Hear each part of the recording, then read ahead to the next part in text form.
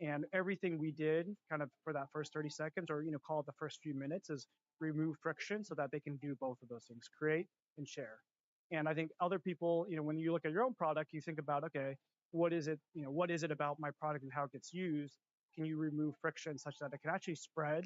And even if it's locally within an organization or like, within a workspace, like just be able to enable that as much as you possibly The other really profound point you're making here is the story of you won product of the day on Product Hunt, which alone is so hard. So many people try to win and don't. Most people don't. Like I've tried to help companies win, and it's like a really hard thing to achieve. And then you won product of the week and product of the month, and still you're like, no, this isn't working. Most people that achieve that are like, no, we got this, and they would not have to bet the company. There was no feeling. There wouldn't be a feeling if we have to rethink everything. What is it? Just what is it there that you're just like, no, we need this isn't going to work as Eso, much aquí as tengo a as Moja, ya exciting se as fue ya. this is. Yeah, I mean, part of being a founder is being Siguió su as camino. self-aware as you can and be your own worst critic, right? And so oftentimes you want to have these vanity metrics that feel good to celebrate, and you should celebrate, but you should know when it's a vanity metric versus is this core to our growth engine? Like if this number goes up, does it mean the product is working? And I think that's where we looked at like, okay, felt good to win those things. We've kind of put ourselves at least on the map, but it wasn't good enough to actually have this sort of feeling that we had a core growth engine we could just invest in and get better and better. That wasn't there yet. So essentially, it kind of started to just plateau and slow. It wasn't like this Yeah. rocket ship that took off from that Yeah, point. it was still like we were still getting signups, like they're coming through, but you could just tell there wasn't like there wasn't this like building momentum. And I think that's where it's always hard to tell. Like you kind of have to, me and my co-founders, we sat down, we're trying to be honest with ourselves, like, okay, is this going to be enough? And it just really felt like it wasn't going to. The other point here is the power of onboarding, which comes up a bunch on this podcast when you talk about driving retention. So you launched Product Hunt, did great, and then started kind of petering out. How much did the product change after things started to work versus onboarding? Just like how important was onboarding? And then just Yeah. tell us why the first 30 seconds, where'd you come up with that number? Yeah. So for us, the onboarding and the product experience for us, that's intertwined, right? The analogy I always think about is, if you go into, a restaurant and, maybe the food is good, but when you really think about the user experience, it's like the moment you walk in the door, you get seated, the waiter comes by, greets you, you can order. Yeah, and of course the food has to taste good. But if that entire like, and then you finally get the bill and you leave, like, is that entire experience something that feels delightful? Is it good enough for you to tell your friends about? If someone just came by and dropped the food on your plate, on the table and was like just left and never came with a bill, we're like, okay, man, I'm not going to recommend this to somebody else. And so for us, like we thought about, okay, the first moment someone walks through our door, like, dropping into the product, what is something we can give them? Can we shorten that time to value as much as possible? A lot of this is inspired by, like Scott Belsky. He talks about kind of that first mile, the first 15 minutes. And I think that's totally right. And I think one approach is you think about new users as you almost have like a cynical view of them. You have to think about them being selfish, vain, and lazy, right? Like they're coming in, they have no desire to learn a new tool.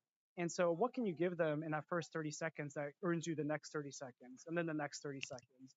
And so for us, we knew that if we can't, people's attention span is even shorter today than maybe 10 years ago. And so what is it in that first 30 seconds? Can we actually show you something and earn the right to kind of, keep kind of building that relationship with you? We really thought a lot about that. And certainly that's all we could really afford at the time. We only had 12 people building. It's like, we couldn't make a entirely, revamped entire product. We knew that we had to at least put all of our energy into one spot. And so we made that coming into the door, come through the door, make that moment feel magical so that we can do a little bit more over time. I love your point about how, you could think of it as like, okay, it's onboarding versus the product. The lens of how do we make this incredibly valuable and aha-ish for the first 30 seconds almost informs what the product should be. Yeah, it really helps you, pull forward what is the most magical thing about your product, right? Sometimes founders will think about like the 5, 10 features. Well, maybe there's only like one thing that kind of differentiates you. You know, I try to learn a lot from, we'll get into some of the marketing pieces of this, but even just having this sort of founder-led marketing lens of like, what can I do to help a new user just understand? There's this thing from like consumer advertising, which is you throw a consumer one egg, they can probably catch it. You throw them 4 or 5 eggs, they're probably going to drop all of them.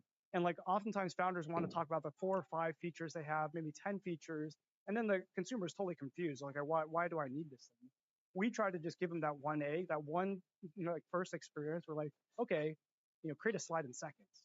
That's the egg. I'm gonna throw you this egg. Is that compelling to you? Some people are still gonna opt out, but for the people that catch that, you're solving like a real problem for them, and then you can continue kind of building on that over time. Like you've given them enough so that they'll sit around and like keep playing with your product. That is a hilarious metaphor I've never heard for for onboarding time to value. Just focus on one egg at a time. Just going even further back, what was the original insight that you had that led to Gamma and what Gamma is today? After the last startup I was at was acquired, I went back into kind of my roots, which is consulting. I was advising early stage startups, and the sort of medium I was using was Google Slides. So I just remember this, late night trying to prepare for next day's meeting, trying to format and figure out the right layout, and spending hours just trying to get the sort of look and feel right rather than the content itself. And for me, that just felt completely backwards. I should be spending 90% of the time on the content, 10% maybe on the design and formatting. And so the question just was, what if there's a better way? What if we could reimagine this format from the ground up? Slides have been around for almost 40 years as the default, medium of choice for a lot of this. And so we thought about, okay, if we had different building blocks, different primitives, so you're not locked into the fixed 16 by 9, slide, what could we offer to new users? And so that was really the start of One Box. Like hearing this, I could see why investors would be like, like I guess so. But Yo, slides has been después around. de que PowerPoint has been helado. around 40 years. Like I get it. I get why people would be. And specifically AI, was that a part of the vision initially, or did AI start to come up and then wow, great timing? Great timing. It wasn't part of the original vision, although the spirit was there, which is we wanted to make it incredibly fast and effortless for people to create content. So it just so happened that AI was a magical gift that allowed us to do all those things along the same sort of ambition or vision that we had. And so we integrated it core to kind of all the building blocks we were already building well before AI was part of the picture. It's such a cool other example. There's just so many examples of ideas that were not possible before are now very possible with AI. And it's a great opportunity for people to come after, as you like, places, categories people think is an impossible place to build a big business. AI now allows it. Awesome. Speaking of that, let's talk about the growth journey and how you actually grew from nothing to 100 million ARR in just over 2 years. I'm thinking we break it up. I know these milestones aren't that clear, but kind of like 0 to 100 million ARR, 1 to 10, 10 to 100, something like that. And let's just kind of see how it goes. How did you get your first set of users? How did you get your, say, first 100 users? How did you get to 100 million ARR from 0? Our first 100 looks very different, I'd say. So this was even pre the sort of AI launch we had. The first 100 users for a product like ours, you're trying to convince all your friends to use the product. Anybody that's ever made a slide deck, you're trying to talk to. And I think early on, your friends want to do you a favor, so they're going to try the product. They're also going to lie to you. They're going to tell you how great it is, and then you look at the usage and nobody's coming back. And so I think our first 100 was sort of like gradually hard-earned post sort of the product hunt launch, people learning like, okay, this is kind of becoming a little bit more useful. Usage was still pretty episodic, so they weren't coming back every week. And then I think, the moment post sort of the AI launch is where all of a sudden, we saw that sort of organic growth happening, people coming back to the product regularly. And so that's where it wasn't even the first hundreds, like for me, the first 10,000 users all came within a pretty short time period after that initial launch. Awesome. We're going to talk about monetization pricing later, which is obviously an important part of actual getting to a million ARR and 10 million ARR. Yeah. So what I'm hearing essentially is the product hunt launch was a big part of just the first 10,000-ish users. I know there was also a tweet when you relaunched that helped in a big way. Talk about that. Yeah. So when we did our AI launch, we didn't do our AI launch on Product Hunt. We basically said, hey, let's just put it out on Twitter, see if we can get some virality. And honestly, we kind of came up with kind of a clickbaity sort of tweet. It was like, the most valuable skill in business is about to become obsolete. And so it was intentional in that we wanted to create a little bit of engagement. We knew that having sort of a more provocative tweet would allow people to engage with it. And so after a couple days, all of a sudden it started getting a little bit more viral and a lot more engagement. And we looked, and it was basically because Paul Graham had commented and saying something like, surely the thing that the slide deck is describing is more valuable than the slide itself, right? And obviously, it was fun just to see that comment. I think once that comment came through, like, even more engagement on the post. And then that was really the whole intent of that post, was just to be able to have, that level of engagement so that people, have some level of reach. And so for me, it was almost like my first sort of learning moment, going back to, what does founder-led marketing even mean? It means, like, how do you actually break through the noise? How do you get a chance to have people even engage with like a post like that? Part of that is copywriting. Part of that is like storytelling. Part of that is just having like even like the right visuals to share. And so it was, for me, kind of a moment just understanding, hey, they kind of do this right. You kind of have to do things that maybe you're not super comfortable with, but it makes a difference. Such a fun story. So you intentionally set that announcement up to be controversial, is what I'm hearing. Totally, yeah. I'd say provocative, a little spicy. That is so cool. So essentially, you got to 10,000 users through Product Hunt, and then essentially one controversial tweet that ended up baiting Paul Graham to comment. Totally. Amazing. And was it a comment? It was just a comment. It wasn't even him retweeting it. No, just a comment, yeah. And then others would, pile on. Yeah, it's interesting how much a comment can increase the distribution of a tweet versus them retweeting it or quote tweeting it. Totally. And of course, the algorithms change all the time. So part of it's just luck based on when it happened, how it happened, who posted. And you use this term founder-led marketing, which I love, and I'm already seeing it in action here. This is you thinking about. It's not like delegating to someone in marketing. It's not hiring an agency. It's like, how do I tell a story that I think will break through the noise based on you building this company, having the insight to build this product. And I guess, is there anything more there you think is important for people to hear about the importance of the founder thinking through this stuff? Yeah, I mean, I think most people today are probably familiar with founder-led sales, which is still very, very important. I think before you hire your first, salesperson or AE, it's great for the founder to understand like what it takes, and they're going to craft the right narrative, the right story. At my previous role, I was the COO at a startup where I was doing I wasn't founder, but I was early, and so I was helping the founders go through this and really helping go into meetings with a client or a prospect and saying, hey, this is why our product is interesting. And I think today there's so many AI startups that are much more either B2C or prosumer, and so you're not necessarily talking to individual prospects, but the idea that you can be really in control of the narrative on the marketing side is really, really important. And I think I'll describe a few things where over time I think that skill set just really, really helps you. One is like you have a chance to kind of be a creator yourself these days. I think a lot of founders are trying to be more active on social media, and I think if you can kind of overcome the initial cringe factor of like seeing yourself and post things like, oh, this doesn't feel authentic. If you can overcome that initial feeling, you start investing into like, okay, how do I become a better copywriter? How do I articulate something that is clear, not just clever? I think there's that saying where obviously if you can have that clarity, that's super important. And most people will try to get super like creative with their copywriting, but that's not usually the right way to break through and communicate something. So how do you improve your own copywriting? And then that allows you to actually have a higher bar when you start working with other marketers, or in this case, like for us, like working with influencers, right?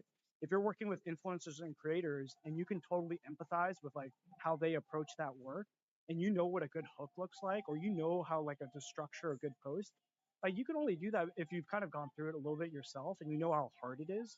And I think too many founders will then just say, they'll write something that just feels so much like an ad, and then they'll give it to a creator to help amplify, and then that just never works, right? And so I do think part of founder-led marketing is like going through this yourself, using your own platform. In the beginning, it's probably going to be super small, but as you get bigger, like you have a platform that you have a voice and people listen, and you're going to get better and better at your own storytelling. I think these are all skills you should invest in as early as possible, because you're going to have to get better and better. It's like practice. You got to practice over and over. I definitely want to pull on this thread more because you tweeting the lessons you learned building Gamma is what led to this conversation.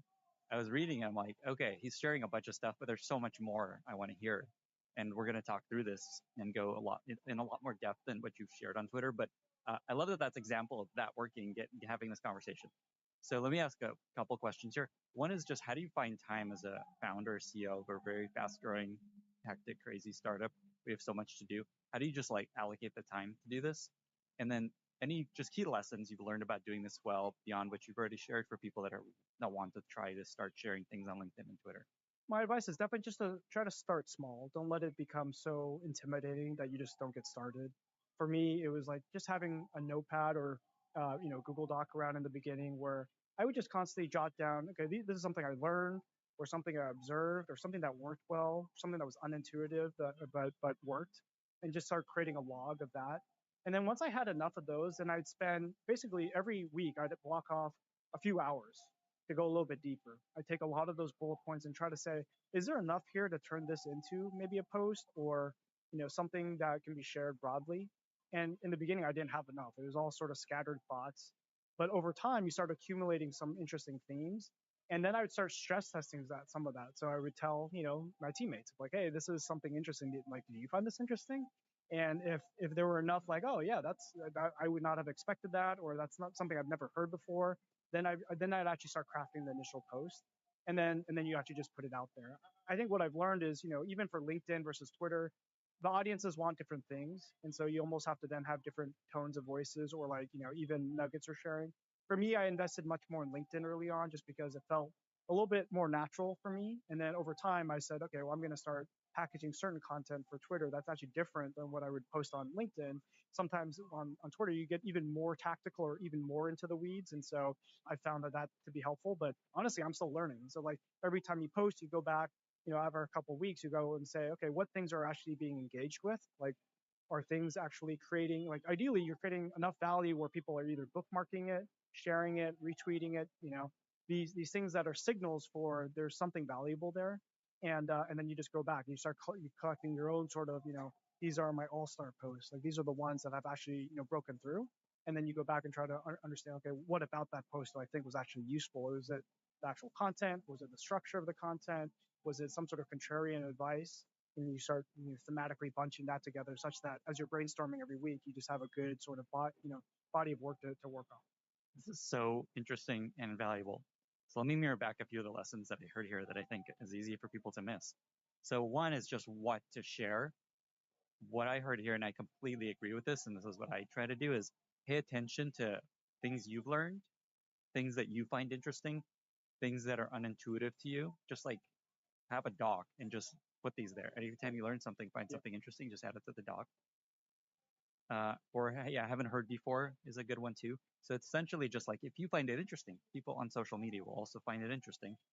And one approach is just share it as it's happening, which is what I try to do. Just like, oh, I just learned this thing with clock code, check it out, or save it up for a big long post. Así, The así a other interesting, propósito I've para never que heard se this vea before, is like grande. post different things to LinkedIn and Twitter. I just copy and paste the same thing. Pues tráeme una ahí I a ver love si that que se la you quiere do comer. something different for the two Tráeme una. platforms. I think we all kind of have intuition that there are different audiences, right? And so if you know that kind of fundamentally, then the question is, how do you package up the story the right way so that there is, the audience is ready to receive it. And I think these can differ by, by the type of creator or the founder, whoever's posting it, and of course the actual content itself. And so for me, I'm still tweaking, but I do find that just copy and pasting, from one to the other doesn't usually work. It really, like, you almost need to be in the right mindset of like, okay, what do I think will be more engaging on Twitter, and then what do I think will be more engaging on LinkedIn, and then kind of test a bunch, see what actually works, go back and iterate it a little bit. So if you had like one bullet point tip for what works on Twitter versus LinkedIn, you shared maybe more tactical on Twitter. Is there anything more there you can share? Yeah, that's what I found is like tactical, oftentimes more contrarian on Twitter, and also I would say technical too. People really like to know, again, going back to like getting into the weeds, like, is this something I feel like I can replicate? And I'm not going to give you, like, there's no credibility if you just give like a blanket statement or something that feels generic. Like, I really need to know. If you can show me the metrics, even better. I feel like that. Versus like LinkedIn, it's more, oftentimes more even just, either more aspirational or like a topic or a theme that just feels like relevant at that point in time, and you can just kind of make more of a broader statement. It doesn't need to be as tactical. It's more like inspirational. It's like, oh, okay, now I need to go and learn a little bit more about pricing and packaging, for instance, and that could be the sort of spark that somebody needs. And you don't need to spell it completely out. Part of it is also that on LinkedIn you can't really do threads, and so doing like a super long form post isn't as practical. Maybe that changes in the future, where maybe the tactical pieces, that element might actually change. And last piece is you said you just block off time. Is there like a specific time of the week you do this? How do you actually, because everyone's like, oh, sure, I'll block off time. And then oh no, okay, but I actually got to do all this other stuff, so I'm not gonna use it this time. I'll maybe next week. For me, it's usually 2 times of the day. Very first thing in the morning, and last thing at night. And partly is because of kids. It's almost like I need time where there's just zero distraction, and there's no noise in the house, and so I can actually think. And then I think in the mornings it's about where are you finding inspiration, like where are you like what are topics you're energized by. And then I think at night it's about reflection, like what are the things you actually went through that day.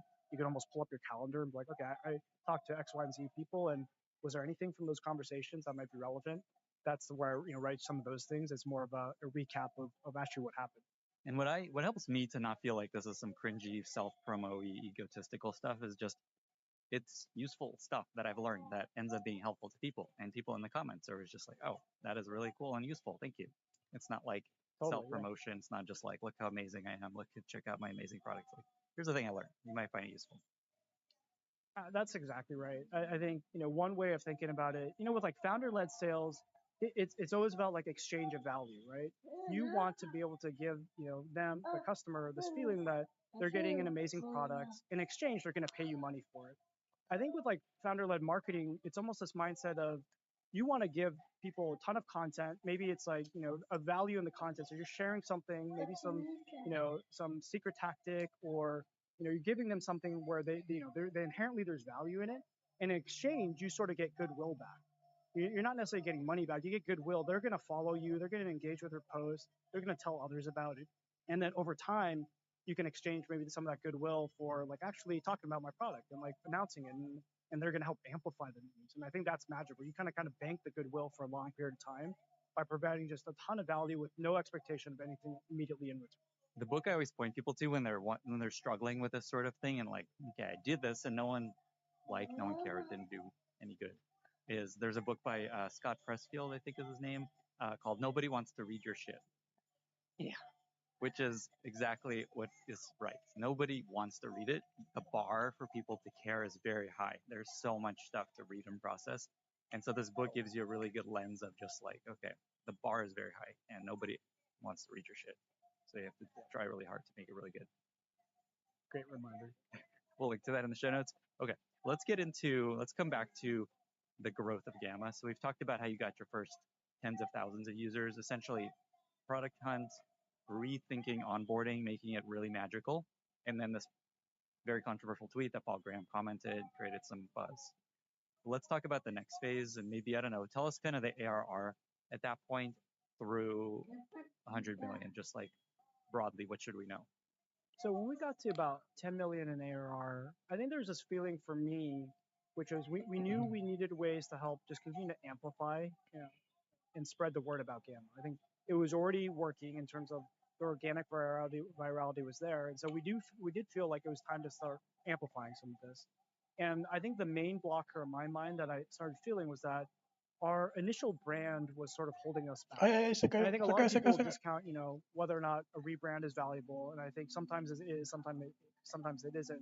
For us, there's a few different things we look at. So one, our initial brand was almost more of a placeholder brand, because we created it the moment we sort of incorporated the company, which was again like late 2020, beginning of 2021, where we needed something so that as we built, we could at least share it with people. We could put up a landing page and just feel like, okay, there's something here. But we didn't invest a whole lot into it. And so it was pretty limited in sort of what I call kind of the DNA of the brand. There wasn't that many, like the art direction was very limited in scope. There wasn't much when it came to like voice and tone. And so, it was something that we knew was good enough to start, but it wasn't scalable. And when I think about something that could be scalable, it's almost like you can take the ingredients of a brand and replicate it a ton. Like you're kind of, this DNA is something where you can imagine creating tons of content around and all feeling pretty cohesive. And I think that needs to be done by design. Like you're really being thoughtful about every single element. Like what is the art direction you want to go with?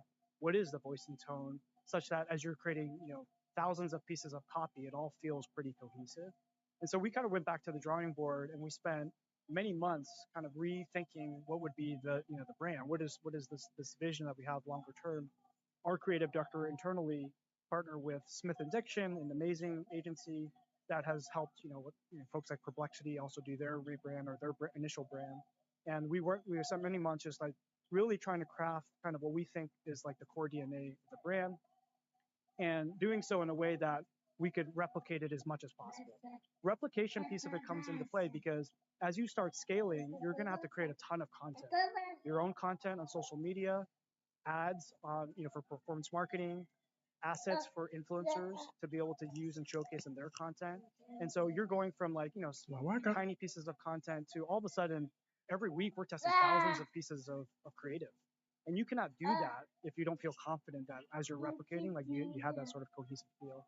So for us, that we realized it was going to be necessary, and it's why we invested so much. Chocolate, It ended mira. up being, way more expensive, way more time consuming than I would have imagined. But I think coming, on the other side of it being the right investment, feeling that that was the right time to do. I love how many things you did that feel like will not work out.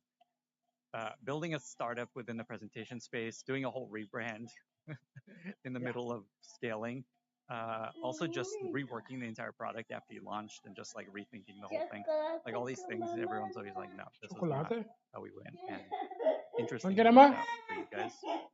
Chocolate, I want to mira. come back to the brand stuff, but one of the most interesting ways you guys grew early on was influencer marketing, which a lot of people hear about and talk about. I haven't heard of much of like how to actually do this and what actually works.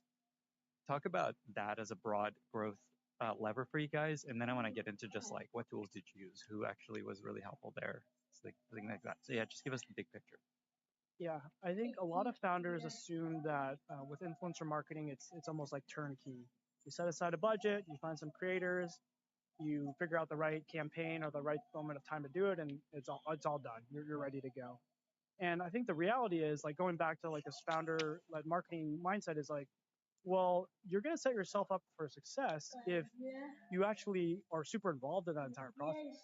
So for us, what this meant was like all the initial influencers I onboarded manually myself.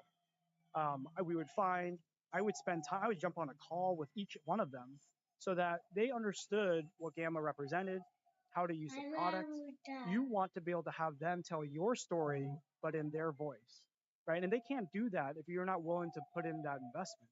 And so we would spend a lot of time like going through, it wasn't my job to tell them how to pitch Gamma, but it was my job to make sure that they understood what Gamma was as a product.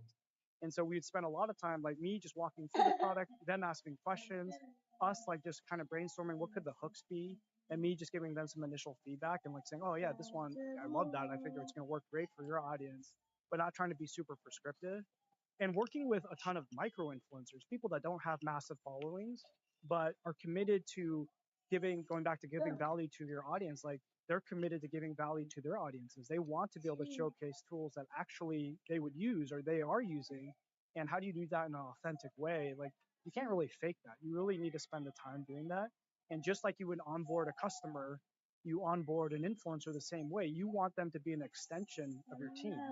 And I think they can feel whether or not you're willing to put in the work.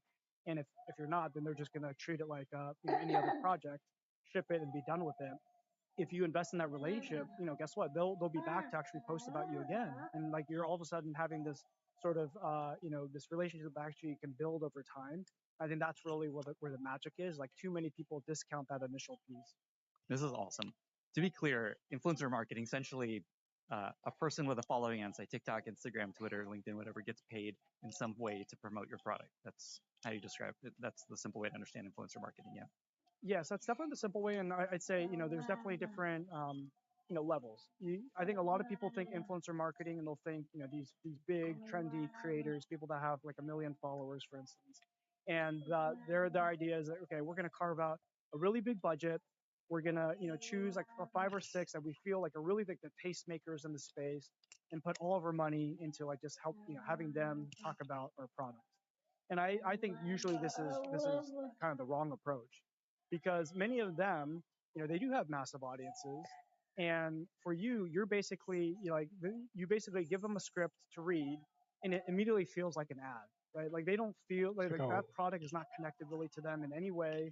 It's just something that they're, for this week, they happen to be working with you and then they move on with their life. And it never feels organic or authentic. And you wasted a ton of money doing so. I think you're much better doing the hard thing, which is hard to scale, but it's like finding the thousands of micro influencers that have an audience where your product maybe is actually useful, And for instance, for us, like early on, it'd be, educators, people that for them, part of their job is creating slides every day because they need to engage their students. And so like for them, having a tool that actually saved them a ton of time was something they love talking about. And if you can find some of these pockets, we call them echo chambers, where if you find a pocket like educators, teachers love telling other teachers about products they love using. During summer break, they all come together and talk about, okay, what are the things that are going to ¿Quién más? improve, my job Mira, next sin school llorar. season. And obviously Sin during llorar, this dime, AI papá, wave, quiero a más. lot of those have been, okay, what are the AI tools that just saved me a Dime, ton of papá, time? quiero And más. so if you can start actually tapping into these pockets of like ¿Eh? echo chambers, that's even better. Like that, it doesn't have to be this flashy, Papá, quiero más. well-known influencer. It's actually just this person that has an audience of where people like really trust what they say, and that's amazing. That ends up becoming this sort of wildfire that can spread really, really, really fast. And what's like the dollar amount these folks get? It's like a few $100, a few $1,000, something like that. Yeah, a few hundred to low thousands, low single-digit thousands. How do you find these folks? Are there tools they use? Is it just like a bunch of manual searching and looking? Yeah, in the very beginning, it was all manual, a lot of cold outreach. And then we ended up finding a couple different things. One is a platform, a YC company called First Collab.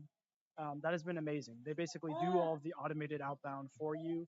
Plus, you can help them, actually create profiles or personas of different creators. So, like for instance, educators being one, and then they'll go out and actually, based on that profile, find all the right creators for you. So they've been amazing, really great to work with. And then we've also found small agencies to also help kind of augment that. Like I look for agencies that are super young and hungry. These are people that are social. They're native to social media, and so they really understand it, and they can really be able to bring in creators that are great to work. I think part of it is like if you find creators that are great to work with, everything else becomes easy. So we've had a few. One is AKG Media, actually out in the UK, and they've been fantastic to work with as well. So you kind of find a few different things, either agencies or platforms that can help you actually scale this thing. And these, when they post, they're generally transparent about this as a paid promotion, right? They're not just pretending I found this tool and I love it. Cool. Yeah, exactly right. Okay, and so how much impact did this lever of influencer marketing have on your growth, say from 10 to 100? Like, is this the biggest lever of growth other than just word of mouth, people continue to share it? Yeah, so word of mouth has definitely been the biggest. So we look at kind of all kind of new subscriber growth. Over 50% of this is word of mouth. It's either people searching coming direct, entering gamma.app, or going through search and typing in gamma, like a branded keyword search, where they're looking for gamma. They've heard about gamma. But I think for us, social media and influencers specifically has always been an amplifier. So every time we invest in influencer marketing, we actually see word of mouth increase even more. And it's always like you can just see it. Like basically anytime you spend a little bit of money, you start seeing people come through influencer. ¿Quieres Word of chocolate? mouth Vamos a factor is buscarlo, actually vamos. we'll get another 1.5 Buscarlo, additional Mino. users on top of that, which has been really interesting to see. Vamos a And I think buscarlo, Mino. part of this is just recognizing that, and I think we kind of understand it, but like with influencer marketing, because why it's so effective, we all know, Dunbar's number, which is, have this number of like 150 people that you call kind of your network. And your network, you trust more than the average stranger down the street. Like if they tell you something, recommend something, there is a sort of halo effect. Right? You learn to trust them. A lot of these influencers, the reason why they share so much about their lives is because they want to be in your network. They want you to feel super close. And once you feel super close, you trust them to actually, share things that are going to be useful. And so when they recommend a tool, there is this sort of halo effect where it doesn't feel like it's coming from a stranger. It feels like it's coming from a friend. And that's where every time we've spent money there, you actually see this amplification. It's like, okay, that's kind of interesting. You wouldn't necessarily expect that, but for us, it's been this sort of amplifier from the very beginning. This is so fun to hear about. I've not heard this level of detail on how influencer marketing works and how to make it work. A few more questions here. So you said there's maybe a few thousand people you ended up working with, roughly, influencers? Over the course of like a year. It wasn't all in the same time. It was like you find basically in the beginning in the very beginning we had a small budget. It was like 20 creators a month, and then you start increasing that to like 50, then 100, and then we're still not. We're not definitely not fully scaled at this point, but I can easily see a point where you're working with many creators every single month, and that gives you a chance to actually test a variety of again, content hooks, Yeah, ya, qué ways to rico. talk about the product, value prop. Yeah, ya, y Amazing. chocolate. And you said the key here is you spend time with every one of these creators, influencers early on to help make sure they understand what you're doing, get excited about it. Isn't just like a thing you outsource. I think there's a lot of value there. It's hard to quantify. And most creators feel like or most founders probably feel like they're too busy to allocate that time. But I think it was a good investment because going back to you want them to feel like an extension of your team. They're not going to feel like an extension of your team if one, they've never met you, and two, you've never even told them really how the product works. They're forced to kind of go to your website to figure it all out. Toma, muerde Those are aquí. going to be, not a whole Chocolate. lot of love that they're feeling from the outside. So what I'm hearing is quality over quantity, especially when you're getting started. And then there's this other piece of niche, which I think is very counterintuitive. Instead of going to large influencers with a huge audience, it's good at folks that are small. What's like a audience size roughly that you think is ideal for this sort of what niche just means? Honestly, I don't think there's a minimum because even with platforms like TikTok, they oftentimes are giving you credit for a brand new account. They want to help amplify that new account because obviously if they're thinking from a creator perspective, if that new creator feels like, oh, coming to TikTok is like a massive win for me, they're going to be more invested in it. And so there really isn't a Mamá minimum. A lot of these mamá platforms dedo, are trying to shift to ¿dónde kind of the estás? same thing where they really Aquí estoy, reward aquí new te soy. creators on the No, platform. no te And va. so you could have a small audience. It doesn't really matter. You could have 10,000 followers. That's also Papá good. dedo, I think as long as the ¿dónde content estás? feels, again, Aquí engaging, estoy, aquí authentic to estoy. that, No, no to the te people you're va. talking to, I think has a really good chance of actually taking off. That's such a good point with TikTok, where it's not follower related. It's if it's useful and people find it clickable or whatever, likable, viewable, Yeah, it'll the algorithm will spread it to a lot of people. Such a good point. totally. Okay, there's a couple more points you made in the tweet that I want to make sure we highlight. So one is you made this point that 90% of your No, no te reach in va. influencer marketing comes from less than 10% of people. Is there anything there that you think is important for people to hear? Yeah, I mean, No, this no just goes te back to va. it's hard to know where that 10% is going to come from. So you kind of just have to cast a super wide net, right? No, no You te can va. sort of, I think, try to again trick yourself into thinking No, no you're te great at picking va. creators or you're great at telling them how to like post about your stuff. But the reality is, like, even for me, I could never guess. Like, I kind of had some idea, but I just had to make sure that I was meeting enough creators broadly, such that when you meet enough, they're all posting. There's some pocket that end up just taking off, and I was not a good predictor of that. I was not smart enough to actually know which ones would take off. I just knew that we had to play the sort of numbers game to make it work. So one of your tips here is people fail often in this because they start too small or their budget's a little too small. You recommend 10 to 20,000 a month over 6 months and just trying this. It sounds like you were doing like 20 to 30 creators a month. Is that the right framework for how to just start this thing and explore? Yeah, totally. And I'd say it's not just that the budget's too small. It would be that they put all their eggs in one basket. So you can also easily blow that 20K on just one, bigger influencer, Se parece a la and then be X. like, oh, that didn't work. So I'm gonna try it again. That didn't work. Okay, I give up. And I think rather than doing that, you should be like, okay, that 20K, I could actually probably work with 40 different influencers and see what actually works. And across the 40, I'm going to try to find a variety of personas, a variety of use cases, spend a lot of time with them, and then actually see what's working, what's not. And then next month, take those learnings and double down. Like if educators are working, go with educators. If consultants are working, go with consultants. Find more consultants because there's going to be more there. I think that's where putting all your eggs in one basket is just probably the surest way to fail because like you're gonna miss a ton, and it's gonna take you way too long to learn, and you're gonna come to the conclusion that it's a waste of time. I feel like this whole podcast conversation could be just about this one lever. So much I want to keep talking about, but there's more questions here because this is so useful and interesting. You had this line in your tweet about how virality is not an accident and that this approach is how you figure out what actually works. And then once you do ¿Azul that, qué? then you start leading into Claro. that messaging. Talk about that. This goes back to obviously if you're testing a bunch, you'll finally find that sort of post or set of posts that actually go viral. Going back to just the fundamentals, like make it easy for your influencers to be able to tell your story in their voice. But one thing we did, we open sourced basically our entire brand. We have brand.gamma.app, which is everything about our brand, our voice and tone, our art direction, what we use in Midjourney to create the sort of art direction that we have, so that a creator can do the same, right? And they can actually just copy all of that so that they don't have to reinvent the wheel every time they're trying to post about Gamma. They have all of that. And I think that going back to like this notion of like just make it dead simple for them. Remove friction. They already have enough to like on their plate to have to figure out. Don't make it any harder than it is. And if you remove friction, then it's like, okay, you get into this rhythm of adding creators is easy, having them post is crazy easy, reviewing what's working, what's not is easy. And if you're able to do that relentlessly over many, many months, then all of a sudden, like hitting the sort of viral post is easy because you're going to have enough at bats there where some are going to, some are actually going to pop off. But you kind of only can get there after you've like done all the hard work before that to make, kind of remove friction from the process and feeling like it's almost like a, well-oiled machine at that point. Is there a platform you find most helpful for the stuff you guys are doing? Is it like TikTok, Instagram, LinkedIn, something else?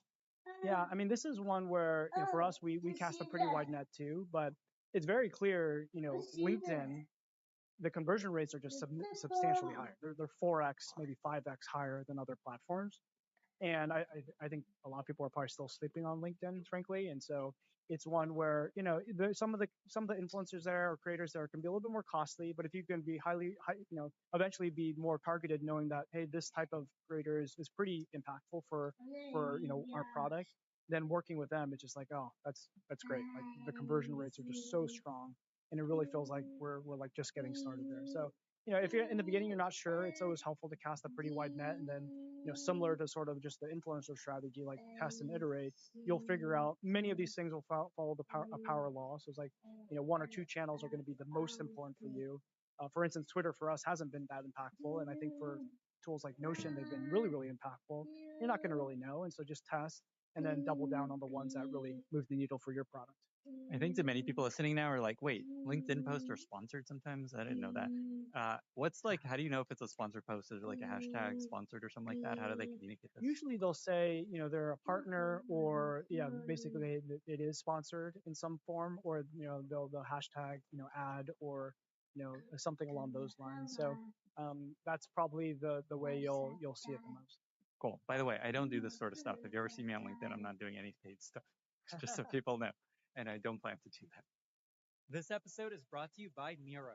Every day, new headlines are scaring us about all the ways that AI is coming for our jobs, creating a lot of anxiety and fear. But a recent survey from Miro tells a different story. 76% of people believe that AI can benefit their role, but over 50% of people struggle to know when to use it. Enter Miro's Innovation Workspace, an intelligent platform that brings people and AI together in a shared space to get great work done. Miro has been empowering teams to transform bold ideas into the next big thing for over a decade. Today, they're at the forefront of bringing products to market even faster by unleashing the combined power of AI and human potential. Guests of this podcast often share Miro templates. I use it all the time to brainstorm ideas with my team. Teams especially can work with Miro AI to turn unstructured data like sticky notes or screenshots into usable diagrams, product briefs, data tables, and prototypes in minutes. You don't have to be an AI master or to toggle yet another tool. The work you're already doing in Miro's canvas is the prompt. Help your teams get great work done with Miro. Check it out at miro.com/Lenny. That's miro.com/Lenny. Let's come back to this brand point. So one of your big lessons is invest in brand before you go heavy into hit ads and performance marketing. I imagine you do some ads at this point, Facebook and Google and things like that. Yeah, we run ads, performance marketing. I think there's this like the stigma that brand marketing and performance marketing are sort of at odds with each other.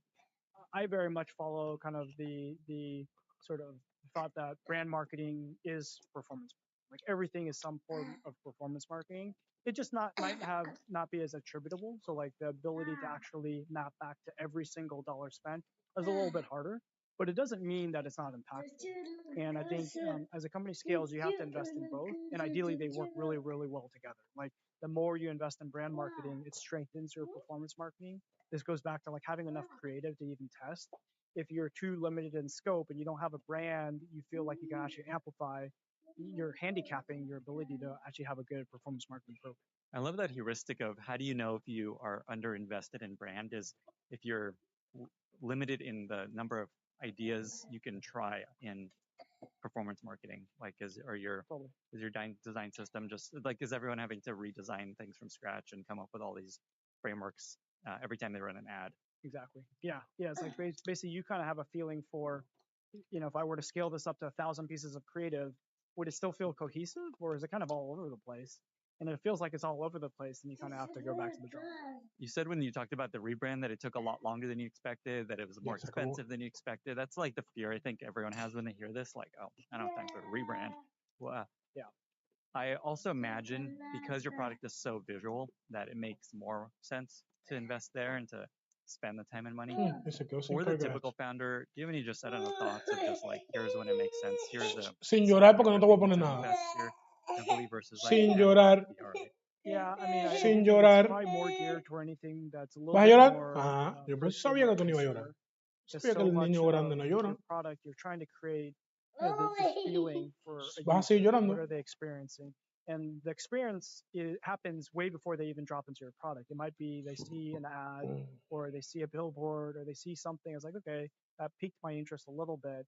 And then you need some sort of like symmetric messaging in that they see that there's some symmetry in that they see the ad, then they drop into the product, or they land on your website. It feels cohesive, and it feels like, okay, this is interesting. I'm going to go all the way through to sign up, and then maybe actually start using the product.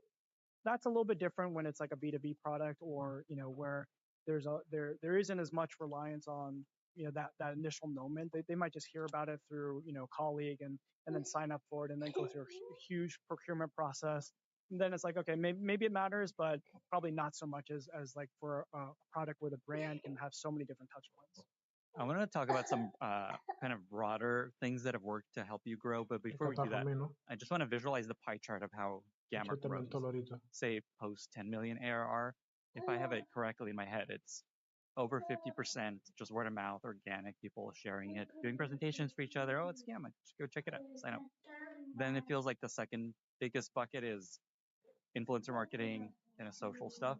And then is the third performance/paid marketing? Yep, that's right. Yeah. Cool.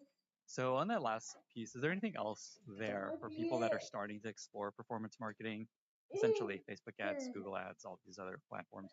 Is there anything else that you think might be helpful for people to hear or learn just to get started down this road? I would just have two recommendations. Like, one, going back to my initial piece of advice, which is don't invest until you have word of mouth. Don't fool yourself into thinking that you'll solve other problems by just starting to ramp up a performance marketing program. Like, just get the word of mouth piece first, so that you're coming into this program with some tailwinds, and then start ramping it up. The second piece is like, set some constraints. You don't want your product to be at a point where more than 50% of your acquisitions are coming through paid acquisition.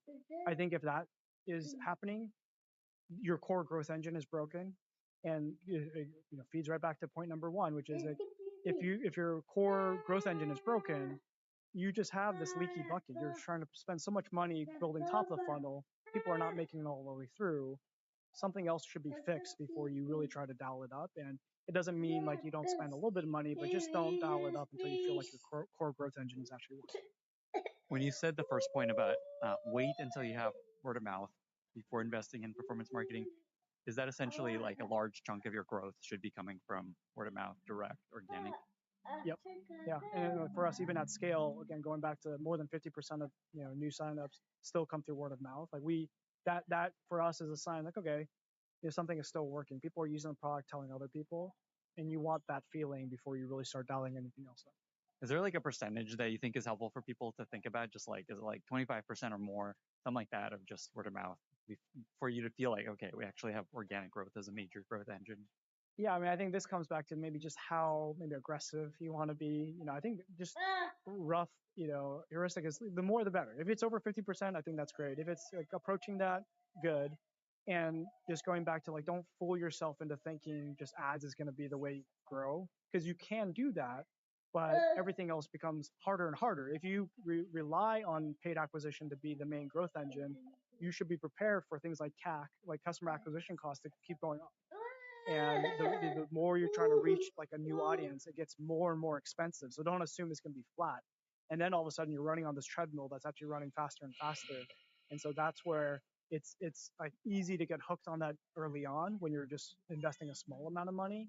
And then it's almost impossible to get off that treadmill when you're too far into it. So anticipate that and give yourself a better chance at actually being able to sustain that growth long term. Important advice. Okay. There's a couple more elements you've shared that were key to Gamma's growth. One is sharing prototypes with users before you ship. What does that look like? What does that mean? Why is that so powerful? Yeah, I mean, this for us was a huge unlock. Going back to like early days when you're just trying to get your product into anybody's hands, you're getting to your, friends trying to use it, and again, they're gonna lie to you, tell you how great it is, and then never come back to using the product. I think what you want to be able to do, the ideal situation is you recruit a bunch of people that could, that are legitimately good prospective users or customers of your product, but have zero skin in the game. They do not care at all whether or not your product succeeds. They're just in it to test it. And for us, it was like people that have made slide decks or make slide decks regularly. Let's drop them into Gamma, give them very little context. We just tell you, hey, this is an alternative to PowerPoint. Go ahead and try it. And then as you're going through the onboarding flow and testing the product, just tell us everything that's going on in your head. Like, describe what you're seeing, tell us what you're trying to do. We'll give you maybe a few different tasks, like, create a piece of content. And when you watch them do that and also hear what they're saying, you just immediately feel the pain. Like all the places they're struggling and all the places they're so confused by like what they're seeing. And you sort of then can internalize that pain and say, okay, we're going back and we have to fix this. This is like not usable. Like we oftentimes are dog fooding everything. And so you can get to the point where you're so familiar with your own product, everything kind of feels kind of easy and you know where things are. But when you start actually hearing other people describe their usage of the product, that's like a gift. Like you're all of a sudden you're like, okay, now I know where to actually spend the time. People aren't even getting to the third screen. They're stuck on the first screen because they can't even find the button that we think is like so dead obvious. And so let's go back and actually re-engineer, re-architect that piece of it. And we've done that for everything. Landing pages, onboarding experience, new feature launches, export, sharing, every single piece of that such that, we can actually see where things are working or not. And then every time we'll learn something that's kind of painful, but obvious that we need to fix, and we go back and fix. How do you scale this sort of thing? How do you run every new big idea, new feature change by people? Do you have like a closed beta group? Do you use some platform? How do you actually do this?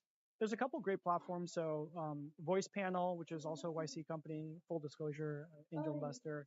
And then there's also platforms like user testing that really help you source and find these people that fit, again, that persona or profile you're looking for. So in our case, like people that are in a specific job function or create decks regularly.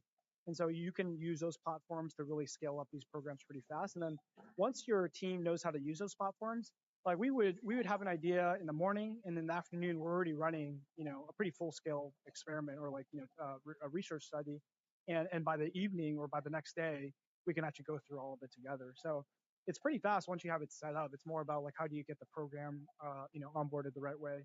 I think the other sort of mechanism we did early on was once we had some repeat users, we created a sort of a program for our power users. We called it the Gambassador program, which is we put them into a separate Slack workspace.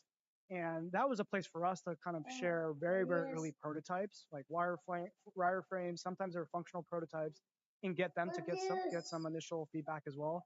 This definitely helps with more sort of later stage or like features or things that aren't going to be necessarily important as part of onboarding. But like once you understand Gamma, like how do you share it, for instance? Like this was a great way to start testing some of that because they already understand Gamma, but now you're adding net new functionality.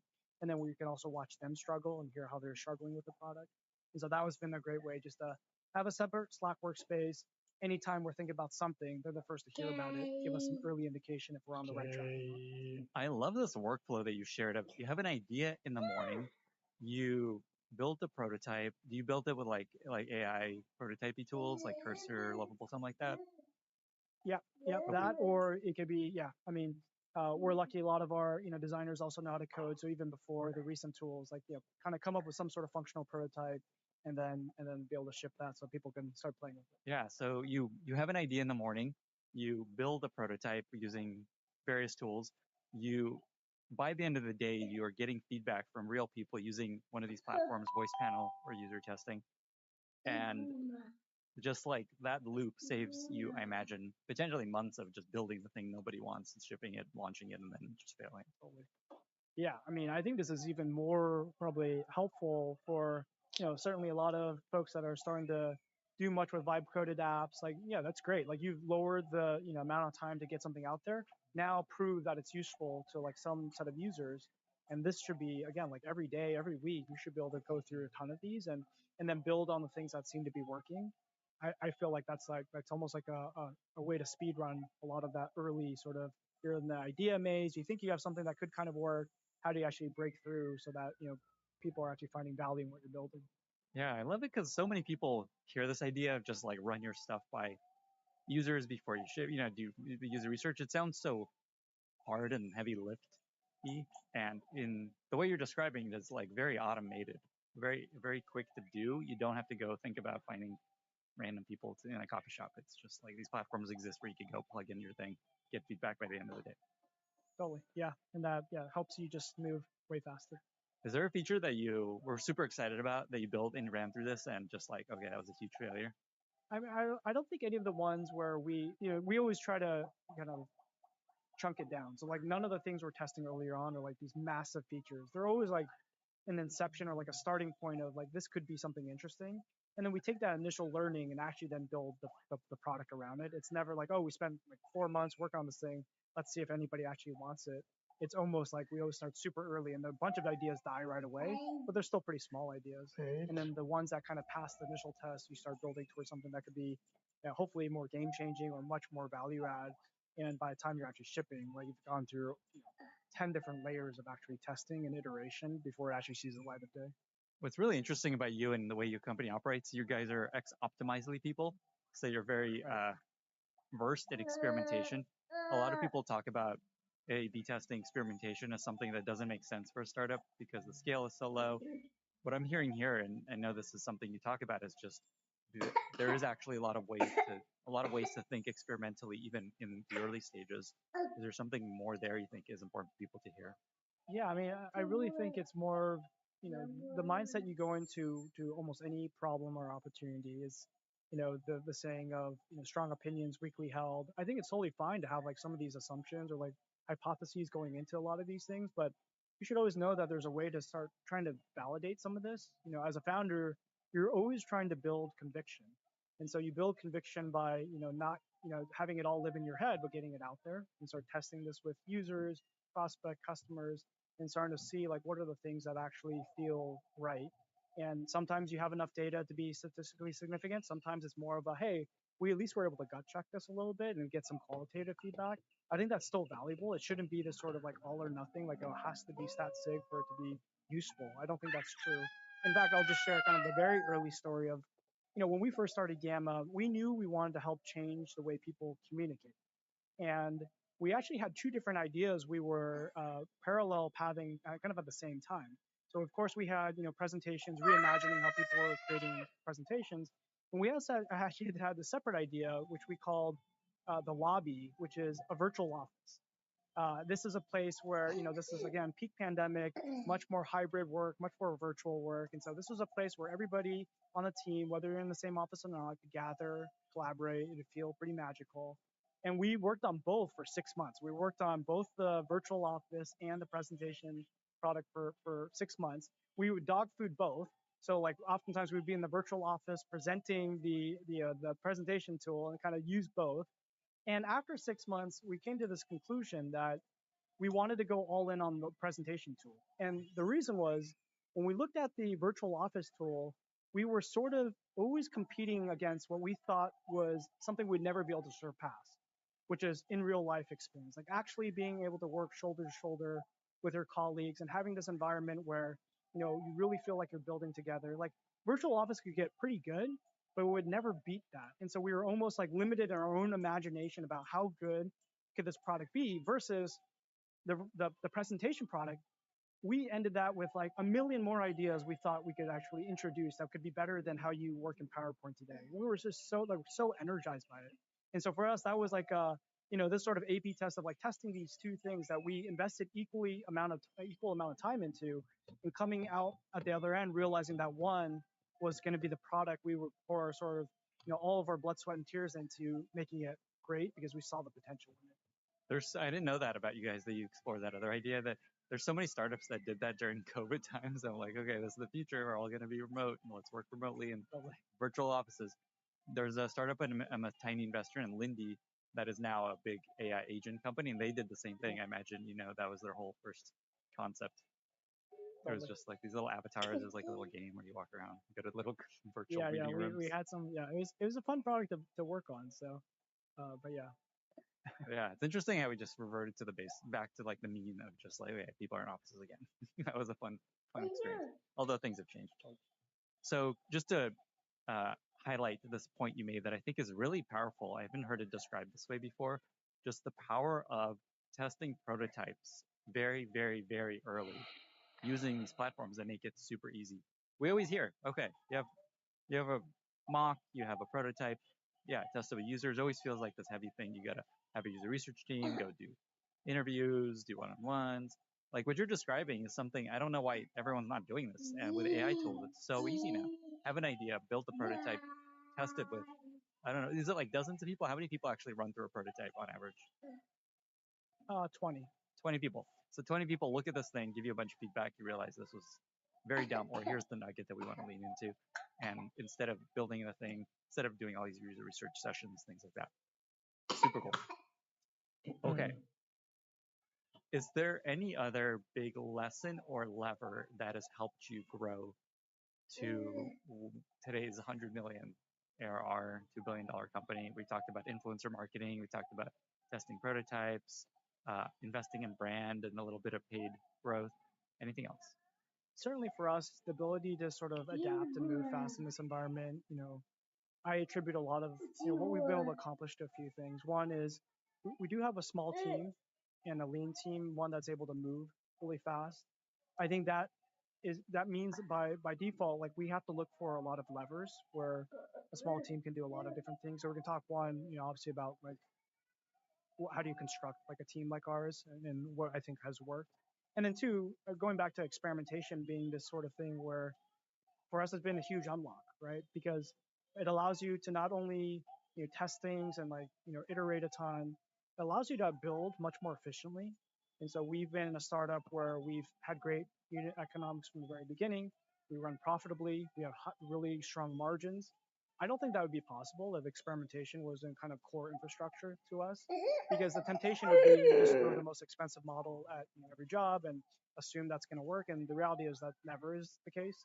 And so for us to be able to actually test across 20 different models in production today, always trying to align kind of value we're delivering to our customers with our ability to actually scale this operation, that's been at the sort of in the background, and not always things that are easily quantifiable or things that you're sharing broadly, but it is kind of core to our DNA. And again, going back to a team that came from Optimize, probably not surprising, but I do think that's been part of our sort of ability to actually execute at this level.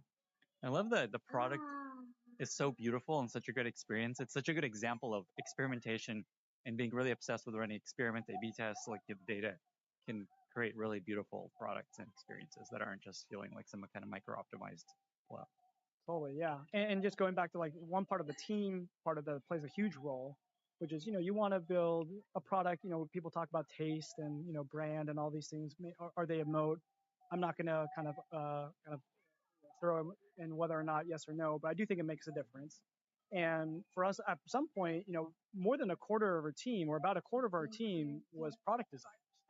And I think that's like a unintuitive level of investment, or at least that's not common. Like you don't see many startups like on our stage or early stage, where a quarter of the team's product designers. And I think that was an important investment for us, because when you think about, with AI companies, so many companies are trying to invent new surface areas or new user experiences, and that's not possible if you're not really getting the foundation right, really thinking deeply about user problems and how can you solve them in a novel way. And so for us, like we made that investment in the very beginning, even if it was counter to what other startups would do, because we actually felt like it was the right thing. Okay, I definitely want to spend more time on hiring before we get to that. Yeah. You touched on this kind of concept that you guys are, what many describe a GPT wrapper company. You essentially sit on top of other models, do some cool stuff, charge for that. There's historically, and there's been a big shift here, historically there's a sense that, okay, you're just this thin layer on top of the model. How is there any sort of moat or leverage or long-term business model here when it's just the model that is doing the thing and charging you guys to do all this AI work. It feels like people have started to realize maybe that is where that is the only place money will be made, because the models are just so hard to compete with, and that's not a place you can build a business anymore. Talk about just what you've learned about this concept of being a GPT wrapper and how maybe what people may not be understanding about the business opportunity there. When you think about maybe just literally only being a wrapper on like one model or one provider, yeah, maybe there's only limited amount of utility or value add. But then when you start thinking about, okay, I'm going to go really deep into this one workflow, and it's not just one model, it's maybe 20 plus models powering all different parts of the product. And then you're thinking about the orchestration that's required. And you're thinking about, obviously, if you're experimenting, like constantly being able to test across the newest models versus, models that have been around that are cheaper. Like you're doing a lot to really, your job is to, again, like align value, maximize the value you're delivering to the end user in a way that's sustainable for you as a business. And so there's a lot more to that. And so for us, we've always been passionate about being very close to our customers, our users, who for them, their job to be done is, visual communication, visual storytelling. And the default tool today is going into like a PowerPoint or Google Slides, where the amount of effort to create something, we've all been there late at night trying to format a deck, trying to find the right layout, all this manual and tedious work. Well, what if you could abstract all that away and give them something that feels a little bit more delightful, a little bit easier, much more effortless? What would that earn you in terms of a customer that wants to come back to your product? And so that's everything that we focus on, is like, you need to go deep into the workflow, be empathetic to the user and their job that you're trying to solve, and of course, apply the best technology possible so that you're delivering on that promise of a product experience that's way better than the status quo. And I think if you can be laser